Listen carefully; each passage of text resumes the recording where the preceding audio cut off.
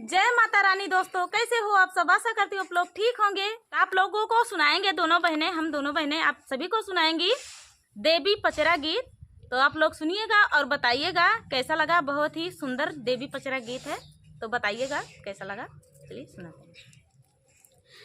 कहवा के मटिया मैया ली पाली मंदिरवा हो, कहाँ के पनिया ना हो, कहाँ के पनिया ना मैया मोरी कारैया सननवा हो, कहाँ के पनिया ना मैया मोरी कारैया सननवा हो, कहाँ के पनिया ना। गंगा जी के मटिया मैया ली पाली मंदिरवा हो, जमुना पनिया ना हो, जमुना पनिया ना मैया मोरी कारैया सननवा हो, जमुना पनिया ना मैया मोरी कारैया सननवा हो, जमुना पनिया ना।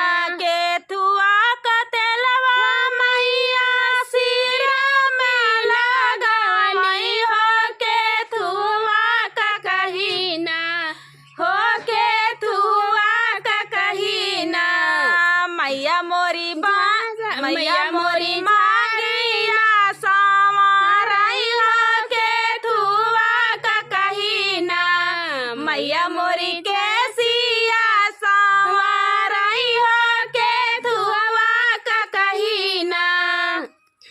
नरियल तेलवा मैया सिर में लगावई हो, सोने का कही ना हो, सोने का कही ना मैया मोरी केसिया संवरई हो, सोने का कही ना मैया मोरी केसिया संवरई हो, सोने का कही ना।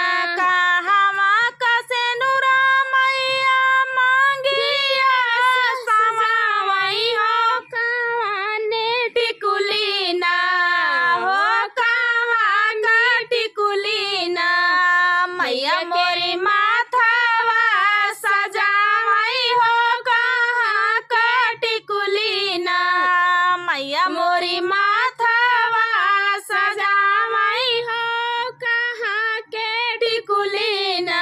विंध्याचल का सिंदूरा मैया मांगिया सजावई हो, सोने का टिकुली ना हो, सोने का टिकुली ना मैया मोरी माथवा सजावई हो, सोने का टिकुली ना मैया मोरी माथवा सजावई हो, सोने का टिकुली ना।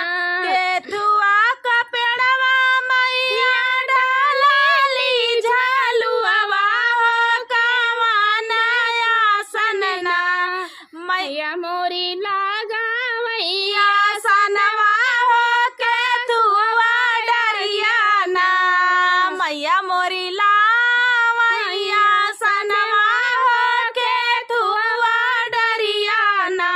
या का पेड़वा मैया डालली झलुआ हो, अड़हुल का फूलवा ना हो, अड़हुल का फूलवा ना मैया मोरी लावैया सनवा हो, अड़हुल का फूलवा ना मैया मोरी लावतिया सनवा हो, अड़हुल का फूलवा ना।